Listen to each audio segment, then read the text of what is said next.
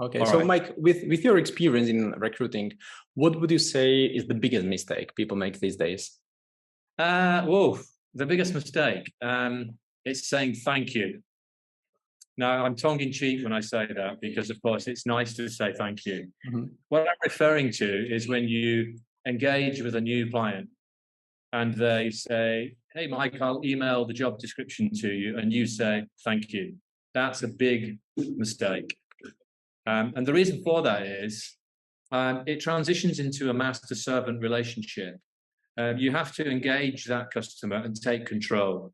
Again, I'm tongue in cheek when I say this, but I want recruiters to have a superiority complex, i.e., I'm the consultant giving advice to you, the client, and my advice is extremely valuable.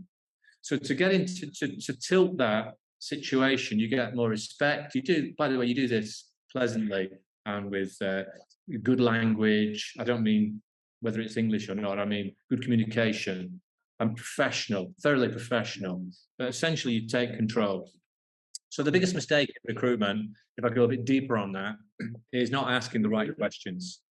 So when you take a vacancy as a recruiter, your job is to make the vacancy easier to fill. Now, if you just say thank you and get the email job description, you're not making the vacancy easier to fill. So, for example, a customer might say to me, well, Mike, I'm prepared to pay 75,000 euros. I need 5 years experience of X, and I want to have someone with qualification XYZ. Okay? By the time I finish that conversation, they're prepared to pay 82,000 euros. They've got a bonus scheme of 10%, maybe, and they've got other benefits that add up to, say, 5,000 euros. They don't need 5 years experience after, not every time, by the way, but quite a lot of the time, you can flex the requirements on there. So it may be they say, I only need 36 months experience. And let's say there's a qualification, I just called it XYZ, it could be anything.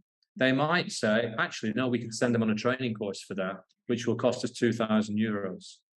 But so I'm working on a vacancy that's got significantly more attraction salary-wise. It's got less experience necessary, and it's got fewer qualifications needed. And that I've made that vacancy easier to fill as a result of that. By the way, that's not I'm only scratching the surface here.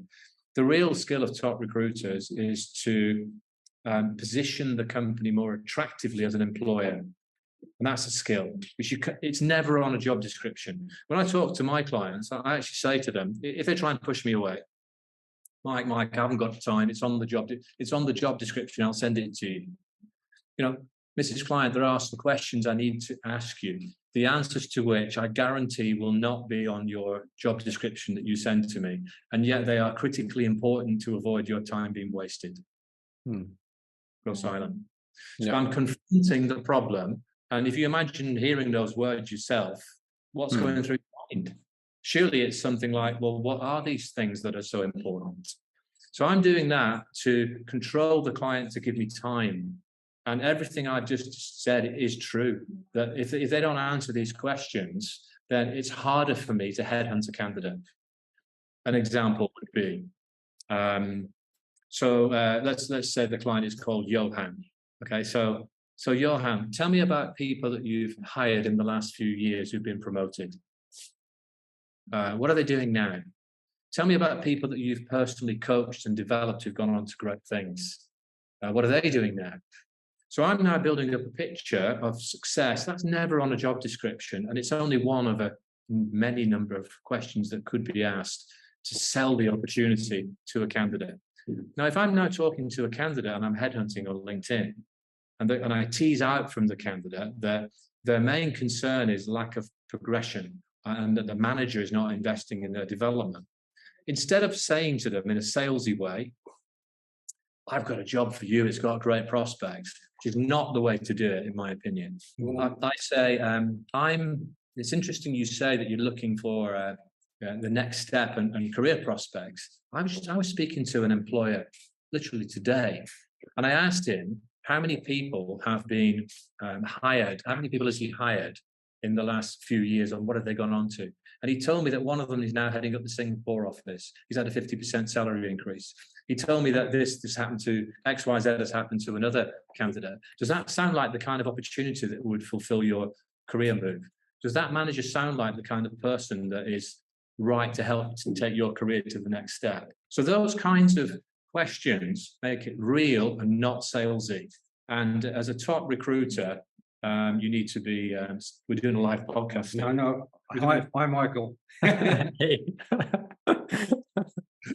That's It's authentic, right? He's a joker. Yeah. Yeah, sure.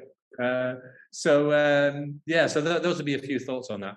Wonderful. Yeah, I mean, we see this kind of mistake, as you label it, saying thank you a bit too much. I mean, I'm saying it because I kind of see it with recruiters every day when they send these mass emails to prospective clients, and then they are rejected, right? So they are kind of going maybe a bit too far, because you never see a developer doing this, right? So a developer who is positioning himself or herself as a consultant with some specific knowledge and expertise would never send these mass email like, hey, I'm here, a front-end developer, would you like to hire me, right? But recruiters, they go a bit too far in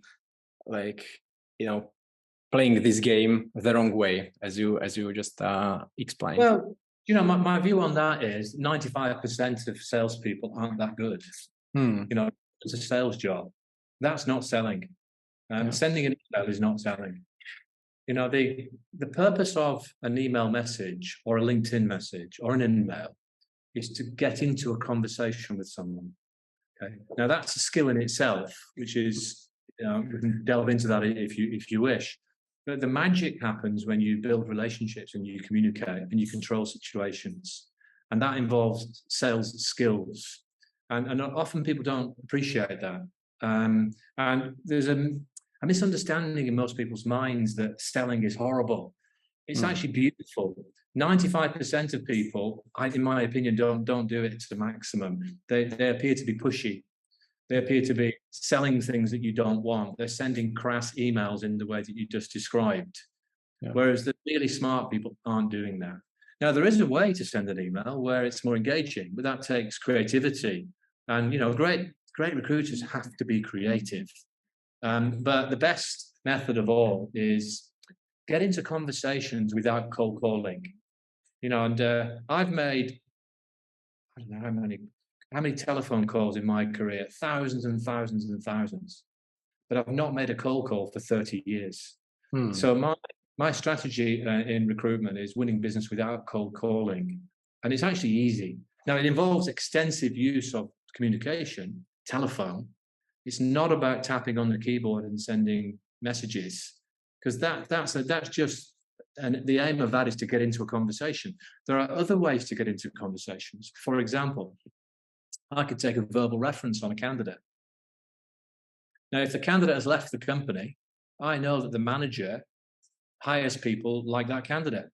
And if I place people like that candidate, it makes perfect sense for me to pick up the phone, ring, ring, can I speak to John Smith, please? Speaking. Oh, it's Mike Walmsley from Company X. I'm calling to ask for your help in connection with Mark Davies, who used to work for you. That's a Trojan horse into a business conversation.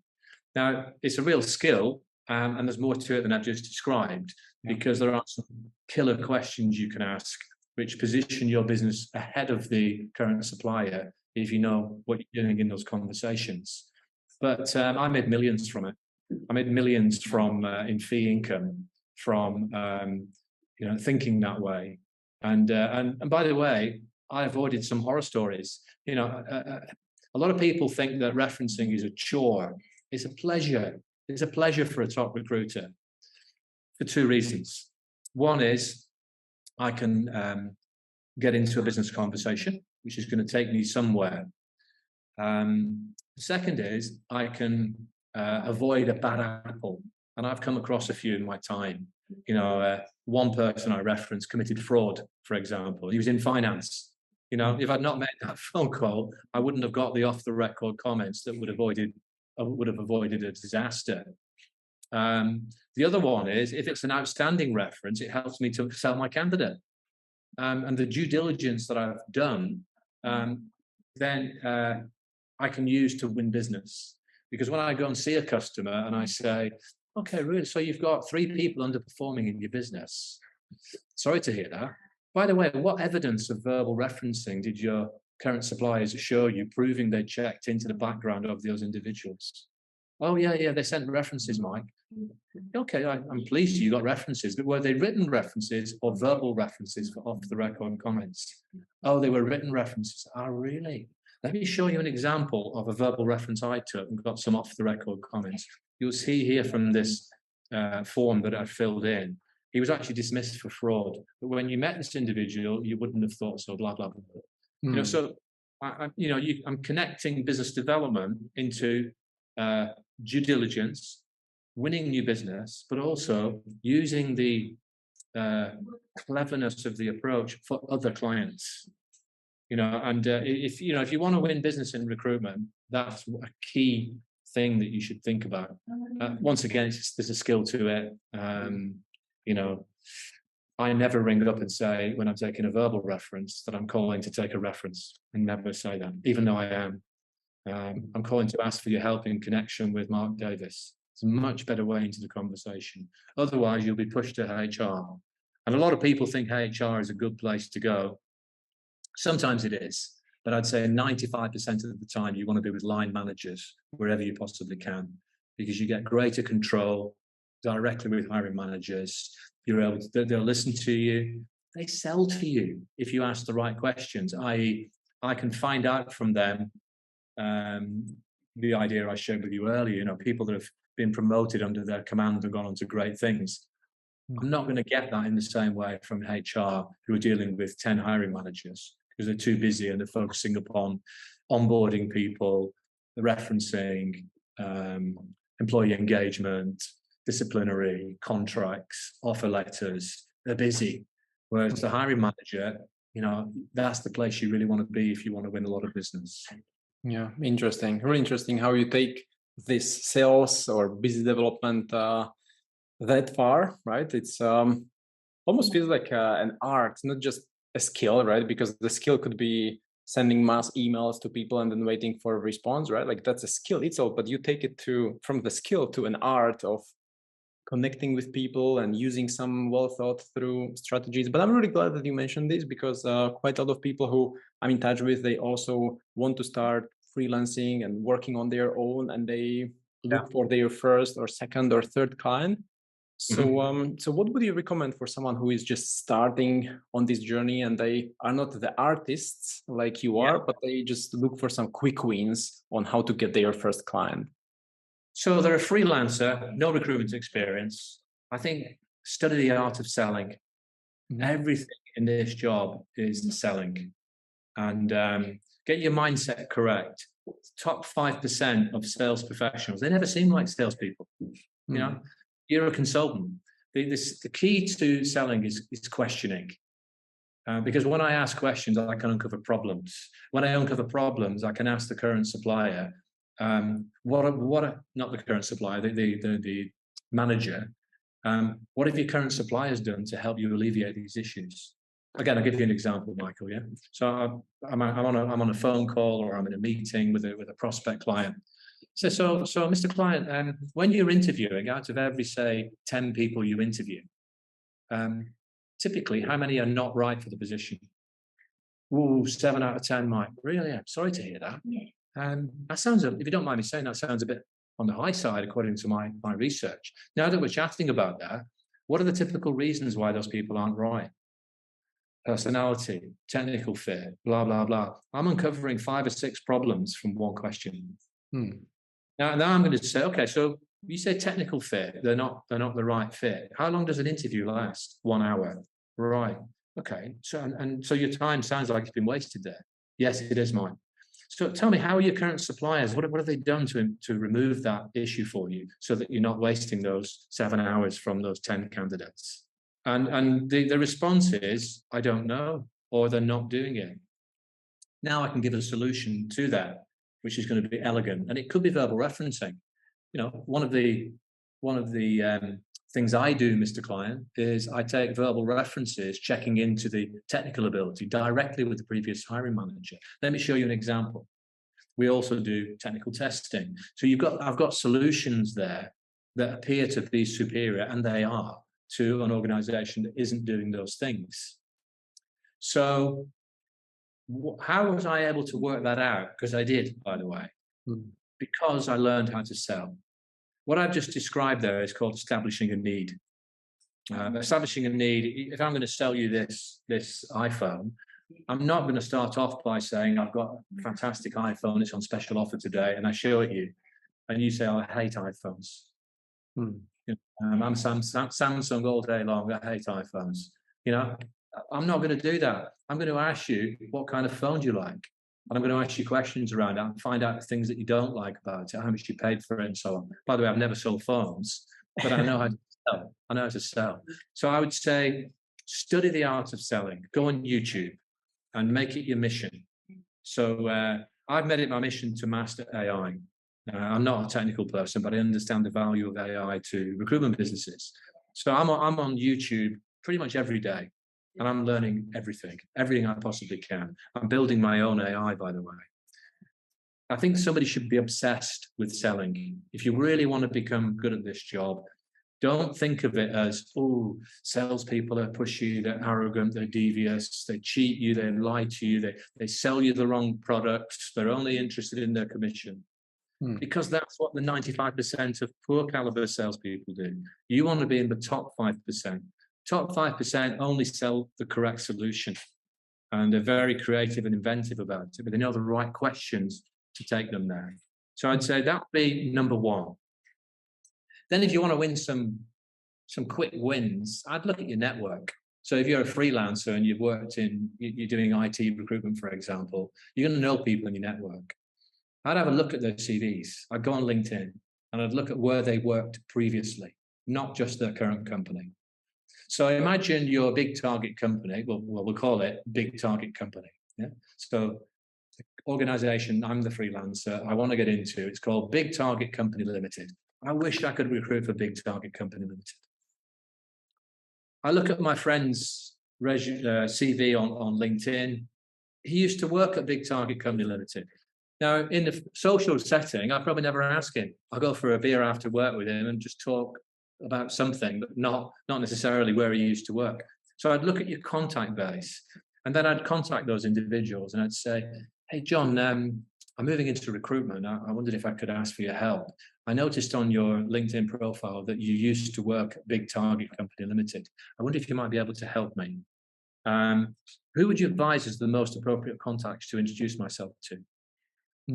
Try Jenny in HR. Thank you. I will contact Jenny, but I tend to deal with people at your level or even the next level from you. By the way, this is a friend I'm talking to. So who would you recommend at that level? You know, Martin Johnson. Right. Okay. Thank you. And how do you know Martin, by the way? He's actually your best friend. Oh, wow. Thank you. You don't happen to have a mobile phone number for him, do you? And who else might be worthwhile talking to? Jenny McGregor. Oh, what does she do? Anyone else? No, that's it, Mike. So there's a lot I just did in that few minutes. The first is looking back on the resume for a target company and getting someone to inviting help on that. Notice how I didn't just get one name in HR. I took the name, but I got two other names that were not in HR. I even asked for mobile phone numbers because it's a friend. There are ways to do that with non-friends also. And then I asked the beautiful little question, anyone else? Now, your listeners to your podcast may not have noticed that, but all that was deliberate. And it's a skill. You know, it's a skill of a salesperson that you're not just going to take one thing and celebrate. You're going to maximize. So, you know, a way to become great at the job, master the art of selling, learn how to maximize in every conversation, and do it with utmost integrity, with professionalism, with pleasantness. I was tongue-in-cheek at the start of this podcast. We talked about, you know, the biggest mistake is saying thank you. Of course, you're going to say thank you. And I did that to provoke thought because, you know, it is a mistake when when you say, "Oh, thank you for the job specification," and don't challenge it. That was my point. But generally speaking, the best recruiters don't appear to be salespeople; they're consultants. Very interesting. Very interesting. Also, how you talk about like just picking up the phone and calling, right? Or at least that's how I can envision this communication to actually work out, because it would probably not work well just while messaging on WhatsApp, right, or Messenger, or via SMS, right? Because there are too many questions, and I see people these days kind of avoid just picking up the phone and calling to other people, and so maybe in the root cause of people not performing is not picking up the phone and calling, because once you are on a call with someone, you can ask all of these wonderful questions that you 100%, yeah, 100%. Two quick stories for you. I worked with an IT recruitment business in London. I was doing some in-house development work for their recruiters and managers. And there was a non-executive director there, and he told me a story. He said he had a recruiter who was nervous of making phone calls. And he said, "I want to ask you something. What does a soldier get paid in Afghanistan? A junior soldier in Afghanistan. What do you think they get paid on a monthly basis?" And the recruiter said, "Don't know. £24,000, because it was in the UK." He said, "Okay, how much do you get paid?" He said, "Oh, about the same." He said, "What's the worst thing that can happen to a soldier in Afghanistan?" He said, "Oh, you get shot and you die." He said, "What's the worst thing going to happen to you when you pick up the phone to someone?" It was just quite a good way to get inside someone's head. Don't be worried about failure. It's there's nothing to be scared about, and it's embrace failure. You're going to fail more than you succeed in this job. That's good. And Michael Jordan, the basketball player, legendary basketball player, he said that failure is not the opposite of success; it's part of it. So if you're making volume calls, and by the way, you were totally right. The best recruiters are talking to more people, candidates and clients, and meeting more people, candidates and clients. The people where AI will threaten them is message senders. The message senders, I think AI will potentially eat them alive, because it can already personalize emails. There's already automation within LinkedIn, as you know. There's already ways to reduce some of the interviewing, first interviewing stuff done through AI, by the way. What you can't replace is the relationship builder. The relationship builder can go into the mind of somebody and pull some information out. So I've had conversations like this. So I'm in a bar with a client of mine, and I say, "Who's the best person you've ever had working for you over the years?" So they say, "Oh yeah, there was a guy called John." "What happened to him?" "Well, he left about 5 years ago and he moved on. He was fantastic." Why was he so good?" "Well, because of blah and blah and blah." "If I can get him back for you, how interested would you be in having him back?" And I've made placements that way, where the customer has engaged me to reapproach that person and place them back at the same company. Unusual, by the way. But can AI do that? No. That's about relationships. It's about a conversation, and there's all kinds of, creative things that you can do. The great thing about the job is creativity. Again, I'll give you an example. Let's say rate negotiation. Yeah. So you take a vacancy and the customer says, what are your fees? You say 25% of the first year's annual salary. Okay. And the customer coughs, "It's too expensive. My current suppliers only charge 19%. By the way, most recruiters cave in there. That's a skill in itself, defending fees. And the foundation for it is the way you take the job description. You ask key questions that are deliberately designed to protect your fees. We don't have time to go into that today for obvious reasons. So I did a training session on rate negotiation. And this was in the temporary market. No, different one. This was permanent market, yeah? Permanent market. And I taught that in the event where you have to negotiate a small amount, always get something in return. So there's a range of things you can get in return. So it might be something like this, it might be, Mr. Client, so I charge 25%, you're looking for 23. That's the amount of work we put into these assignments is we go beyond the norm. I've got a team of people working on this. It's not just me, by the way. There's a significant expense and expertise that goes into that. But let me just think about that for a second. I'm not saying I can do something for you, but hypothetically, if I could, what could you do for me in return? What is it you want, Mike?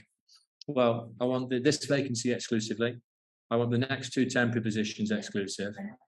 And Mr. Client, you said to me that you recruit quite regularly. Yes, that's right, Mike. Well, my stock in trade is placing great candidates. So I'm just thinking that maybe there's people you've interviewed in the past who are really good, they're not right for you, you could perhaps send our way. He said, done. Okay. This wasn't me doing this call because I trained someone, it was someone else. Yeah. And by the way, the employer did run the risk of GDPR, but he did it. He sent a spreadsheet over with a list of 30 or 40 names, telephone numbers, contact details of candidates that he thought were good, but not right for him. Mm-hmm. Did that in return for a small discount. They made 5 placements from that spreadsheet. So they probably made, £40,000. There was relatively small invoices. They made £40,000 from being able to negotiate better. Whereas the majority of recruiters just give in. Now, that's a candidate sourcing technique. You never imagine it, but it is. It's an unusual one, and it's not an everyday occurrence. Yeah, it is. It's creative. If you know how to sell, you're able to steer conversations in a certain way. And I use the sales technique: if and how. If I can do, or if and what in this case, if I can do blah blah blah for you, what could you do for me in return? It's actually a sales technique. It's just the way you shape the conversations, really. Yeah, so it's fun when those things come off. And by the way, they don't come off all the time, obviously. yeah. You should, embrace failure is one of my biggest tips. We mentioned it earlier. I've got a director of training in the UK, and he's fantastic. He said when he trains live, he gets up in front of the team and he says, "I'm going to fail. Watch me fail." And he makes a live call, there and then, and I guess either doesn't fail or does fail, and he goes, "Yes." And he makes another call. I'm going to call someone else now, and he calls someone else live in front of the training audience. And he said sometimes he has a win, sometimes he doesn't. And he says, "Look, guys, this is real.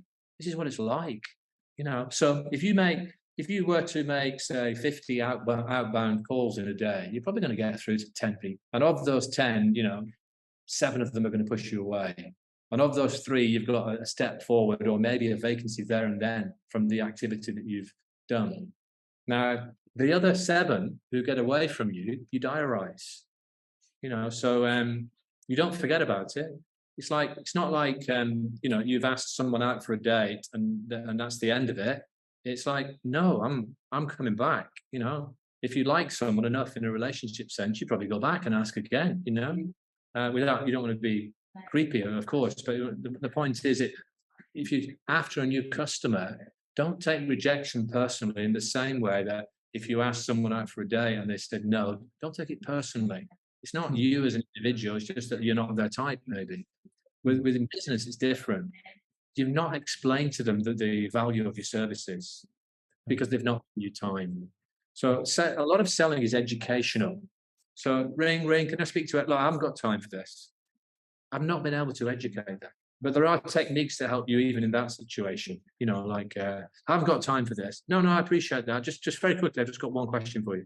Okay, what is it? I might get a little window just by doing that. And so learning these little techniques means you can sometimes keep the conversation alive, So I would say some of those things might help for, a freelancer.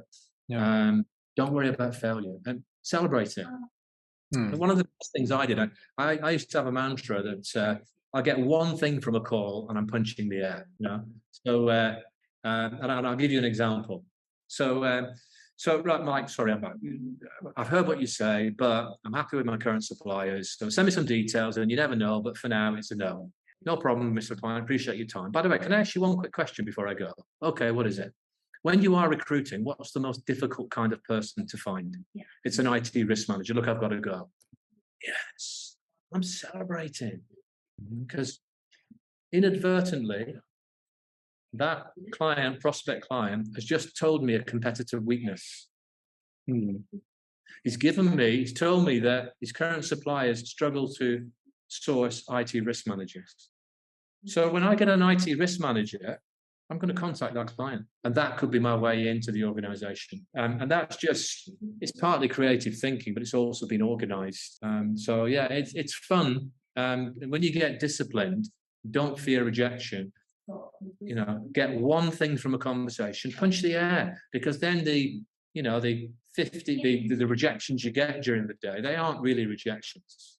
They're small wins where you're moving forward. Yeah. Very inspiring, really. And also what I kind of see or hear between the lines is the online work kind of, right? We operate online, we use the CRM systems, send emails, send messages on LinkedIn. We should do more calls, as you mentioned, definitely, right? Yeah. But in this context, how do you see the work of the recruiter going forward now with all the AI stuff? Because AI is online, right? So it's probably replacing some of the activities. So what is there left for recruiters? Yeah, sure. It kind of falls into the remit of what we've been discussing, really, because the best recruiters, I don't know if you can hear that tapping on the keyboard. 25 years ago, the average billings in the UK were 100,000 sterling a year. There's been quite a bit of inflation. 25 years on, the average billings are hovering around the same number. I was billing $1 million in 1 year 25 years ago. So what was I doing differently? And by the way, with inflation, I'm sure I'd build more if I'm back on the tools again. Networking, relationship building, close people. You've got to learn how to close. AI can't close you, but I can close because I'm a salesperson and I'm proud of it. Be proud that you're a salesperson. Learn how to close. Think about recruitment. There's 10 or 15 things that you can close on. So I can close the customer to give me the vacancy exclusively. I can close a candidate to commit to go on the interview tomorrow. I can close a candidate on the salary expectations. I can close a client to carry on talking to me, even though they're saying they want to get off the phone. I can close for a client meeting. There are many more. So, develop a skill where it's a crystal clear endpoint, because that's what closing is. It's the endpoint where there's no loose end. And it's they're either saying yes or they're saying no or they're saying maybe. Get to that, how to get to that point. AI can't do that. So again, it's sales ability.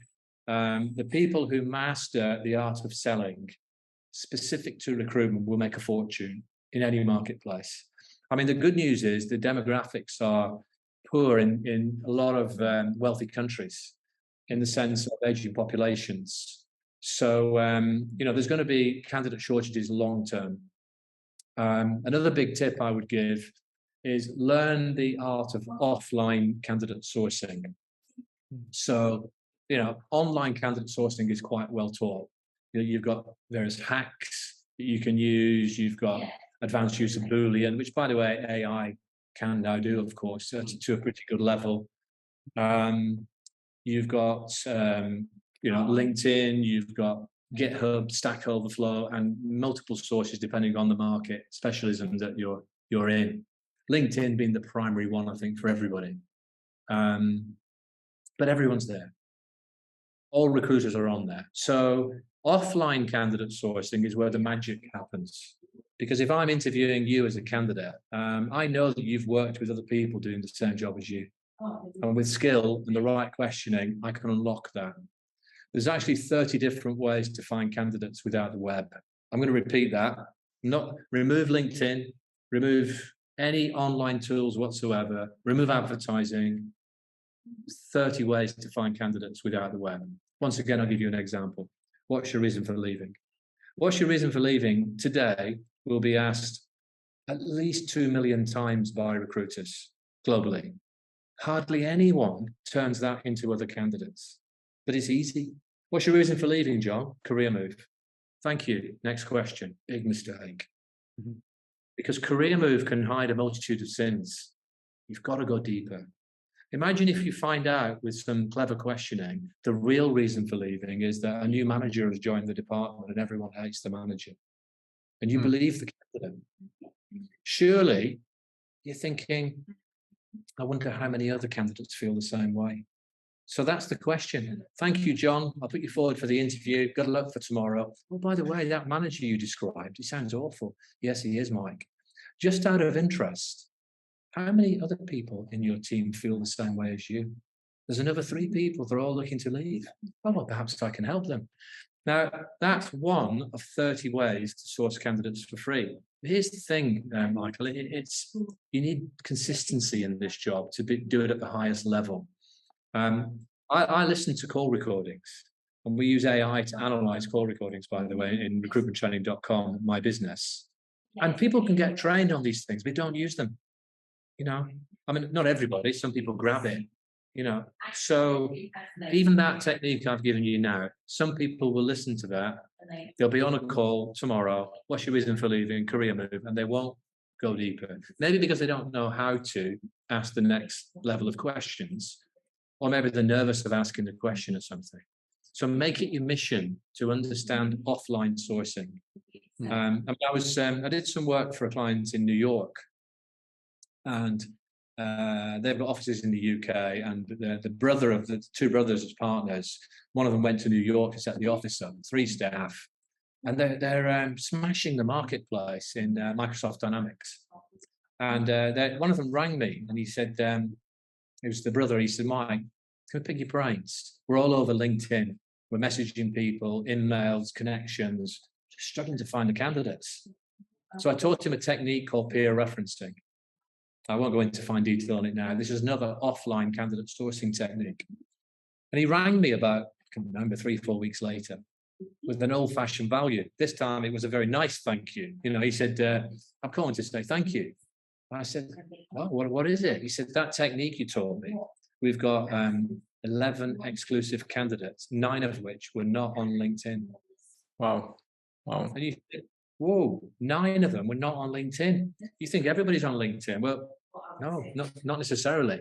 So I think you've got to, you know, to survive and thrive in the next generation of recruitment. Use AI as your friend and a weapon to make you more efficient, to give you more time to build more relationships. So absolutely embrace AI at all levels. I'm using it daily. It's beautiful. I love it. It's like a toy for me now. I think it's fantastic. But that's to free yourself up and make you more efficient. The next level is make yourself more efficient in every sales technique. So objection handling. You know, I'm happy where I am. It's an objection. I'm not recruiting at the moment from a client. We're happy with our current suppliers. We've got internal recruiters, and so on. All those are objections. Now, if I can overcome those objections 7 times out of 10, and you can only overcome them 1 out of 10 or 0 out of 10, of course I'm more efficient than you. So you work on your efficiency in every aspect of the job, and then you become a billing machine. So the reason I could bill $1 million in a year in the same work hours as anybody else, and I'm hardworking, but essentially other hardworking people were billing 1/10 of what I'm doing. I'm more efficient. And that would be an area to work on and focus upon. And then network, you know, build relationships with the clients of tomorrow. I used to meet 20 prospect clients a month. And that would be drink after work, coffee before work, sandwich at lunchtime, face-to-face meeting in an office. That's 5 meetings. You know, it's not taking a lot of my time because I'm meeting early morning or evening or lunchtime, and then filling in some face-to-face meetings. So I'd say, make it your habit to meet people who are not recruiting. And it's counterintuitive, but it's the best advice.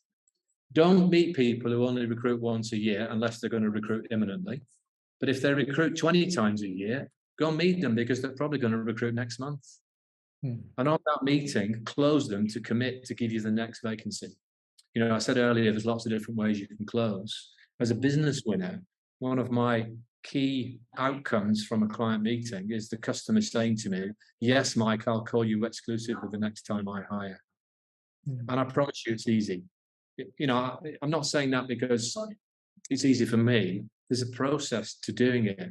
They're breaking the meeting down into stages, asking the right questions. It's all learnable.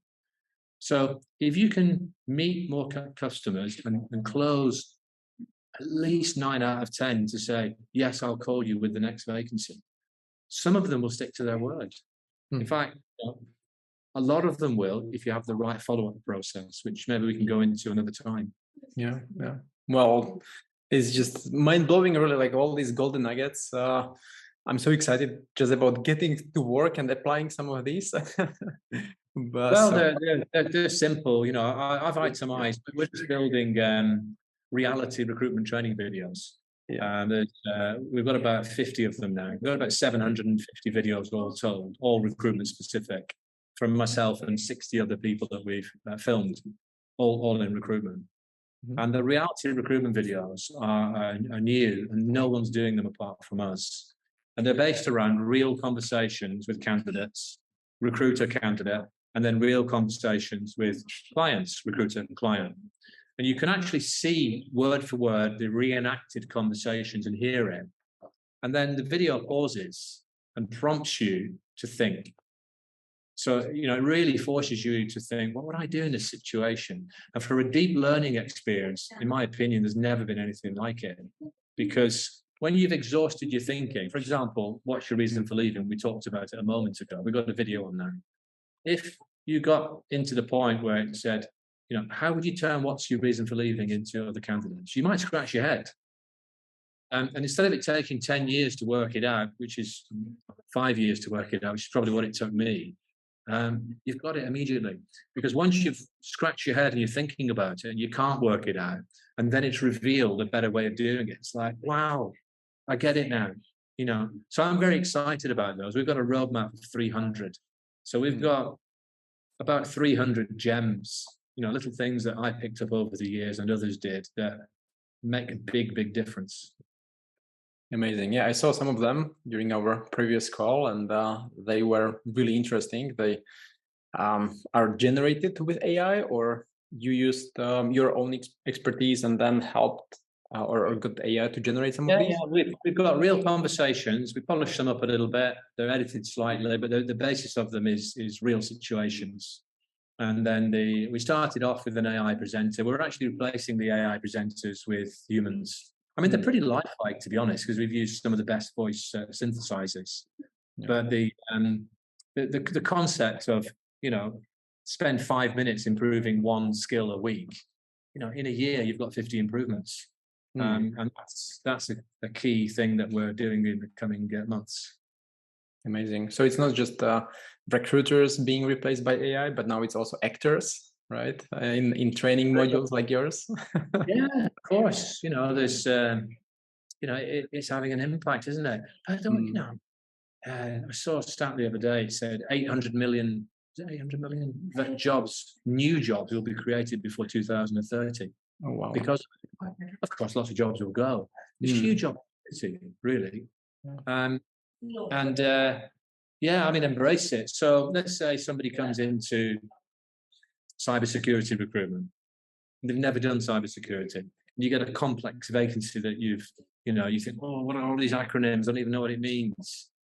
Of course, you can put it into AI, and you can say, break this job description down and explain it to me as if I'm a 17-year-old. It will do it. Create 6 searching interview questions that will thoroughly examine a person's capability for this job. Give me 6 best practice answers. It'll do it in seconds. Give me 6 answers that an average candidate might give. And then you're equipped. very quickly in a way that was impossible even 7 or 8 months ago. Yeah. Crazy how the world is moving. It's just unbelievable. Well done. It's good to be in the center of it, right? You develop this training platform. So where can people learn more about it? What was the website? It's recruitmenttraining.com. Awesome. And where can people connect with you, on LinkedIn or on your website? Please connect with me on LinkedIn. Absolutely, yeah. In fact, you'll see it on my feed now. I did a post this morning. I got a message over the weekend from someone I trained about 15 years ago, because I commented on the post and he reached out to me and he said, I don't want to blow smoke, Mike, but I learned a lot from you, and he's now a business owner. So I messaged him back. I said, was it live training or was it video training? And he said it was 6 videos. He said the company that trained him, they sat him in a room and watched videos for 6 days. Well, not the most interesting way of doing it, by the way. In today's world, blended learning is the correct approach. But my goodness, he's forged his career on the back of that. So I then did a post on LinkedIn today. I'm just looking at it on my iPhone, and I asked, how much money have people made from whatever they've learned, and the options were £250,000, 51,000 to £250,000, £10,000 to £50,000, or I haven't been trained by you. So I'll give you a sneak preview. We've got 51 votes in. 19 people have said they've made at least £250,000 working with me. 4 people have said they've made up to 250,000. 3 people have said up to 50,000, and then 25 have never been trained by me. I hope they will now that they've seen the post. So have a look at it. It's money made. If you learn how to sell professionally at the highest level, you learn how to close.